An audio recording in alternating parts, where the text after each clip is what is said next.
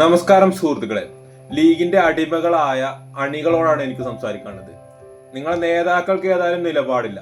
നിങ്ങളുടെ നിലപാട് ഈ വീഡിയോ കണ്ടതിന് ശേഷം കമന്റ് ബോക്സിൽ ഒന്ന് അറിയിക്കണേ.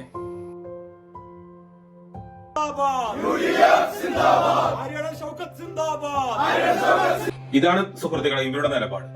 ഇനി ആര്യാടൻ ഷൗക്കത്തും അവരുടെ വാപ്പ ആര്യാടൻ മുഹമ്മദും ലീഗുകാരെ കുറിച്ച് പറയണമെന്ന് കേൾക്കണ്ടോ? പാണക്കാട് കയറിയിട്ട് എന്താ അവർക്ക് അന്വേഷിക്കാനും അവിടെ റെയ്ഡ് നടത്താനും അവർക്ക് ധൈര്യമുണ്ടോ? അല്ല, പാണക്കാട് നടക്കുന്നുണ്ടോ ഇല്ലെന്ന് ഞാൻ പറയണ്ടല്ലോ. വ്യാവസായിക അടിസ്ഥാനത്തിൽ വ്യാപാര അടിസ്ഥാനത്തിൽ നടത്തിക്കൊണ്ടിരിക്കുന്ന വെള്ളം ഊതി കൊടുക്കലും UDFന്റെ നിലപാട് മുസ്ലിം ലീഗ് തീരുമാനിച്ചാൽ മതിയെങ്കിൽ നമ്മളെ കൂടെ ആരും ഉണ്ടാവില്ല.